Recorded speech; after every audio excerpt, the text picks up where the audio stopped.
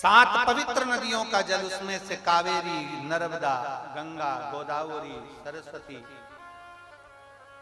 जितनी ये 7 नदियों की पवित्रता है, मंदाकिनी, नर्मदा, गंगा आदि, यमुना, 7 नदियों का जल एकत्रित कर और 7 नदियों के जल से किसी भी महादेव के मंदिर में एकांतेश्वर महादेव का नाम ले। कौन से महादेव? हमने पहले कथा में कहा है, कई बार एकांतेश्वर महादेव की कथा भी कही है, सुनिए आप लोगों ने। एकांतेश्वर महादेव का हमने वर्णन किया है। जिस दिन तुम्हें लगे कि मेरा ये काम होना चाहिए, उस दिन एकांतेश्वर महादेव के पास जाकर बैठ।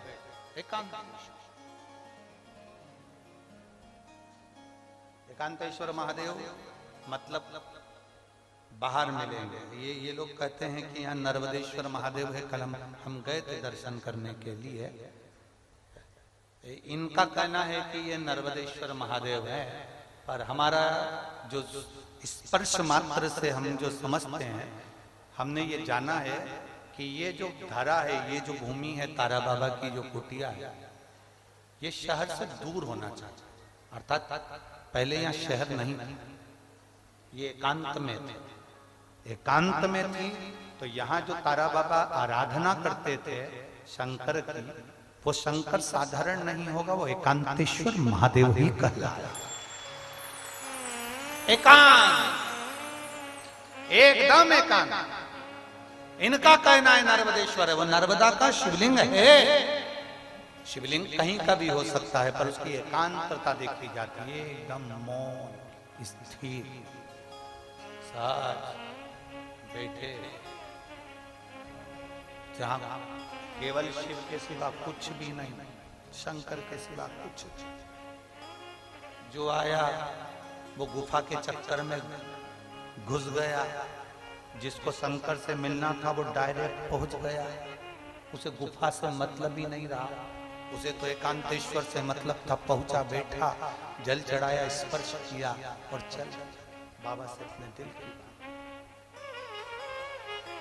हृदय की बात, एकांतेश्वर।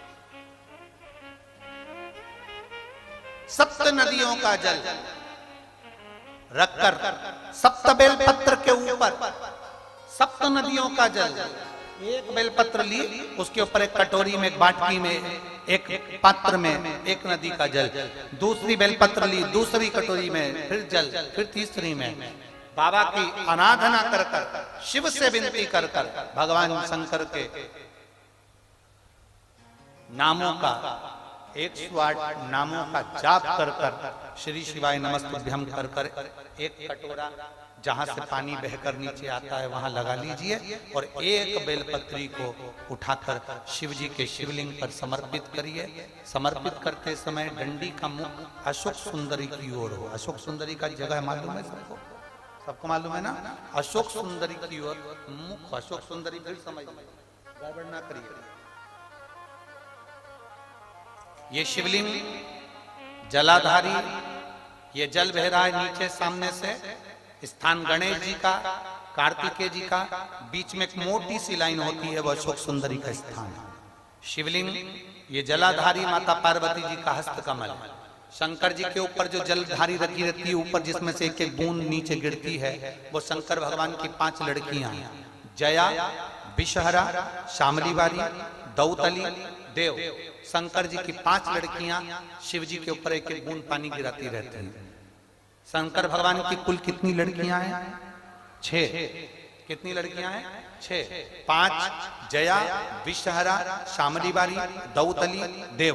शंकर जी की 6ठे नंबर की लड़की अशोक सुंदरी। जब हम प्रयोग करेंगे एकांतेश्वर महादेव का, ये बेलपत्र जो हमने समर्पित करी है, डंडी का मुख अशोक सुंदरी की ओर होगा। डंडी का, आप बैठे कहां पर हो? जल चढ़ाते समय शिव जी को जल कहां बैठकर चढ़ाया जाता है? जम के बोलो जरा।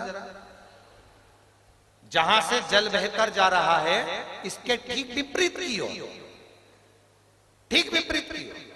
जल बहकर जा रहा है इधर, तो तुम बैठोगे इधर, इधर नहीं बैठोगे, इधर नहीं बैठोगे। जल इधर बह रहा है तो तुम इस साइड बैठोगे। यहाँ बैठकर फिर बेलपत्र को आप समर्पित करोगे। डंडी का मुख उधर होगा, पत्ती का मुख आपकी ओर होगा, और जो एक नदी का जल है वो समर्पित कर कर जो पात्र लगा है उसमें वो जल इकट्ठा होते चले जाएंगे। दूसरी बेलपत्र उठाना है, 108 बार शिव का नाम लेना है, फिर वापस बेलपत्र श्री शिवाय नमस्तुभ्यं कर कर समर्पित करना है। डंडी का मुख अशोक सुंदरी की ओर होना। जब 6 बेलपत्र अशोक सुंदरी की ओर जाएगी, 7वें नंबर की जो बेलपत्र है उसका डंडी का मुख आपकी ओर होगा, और डंडी का मुख आपकी ओर होकर जल चढ़ाकर आप उस जल को झेल लेंगे।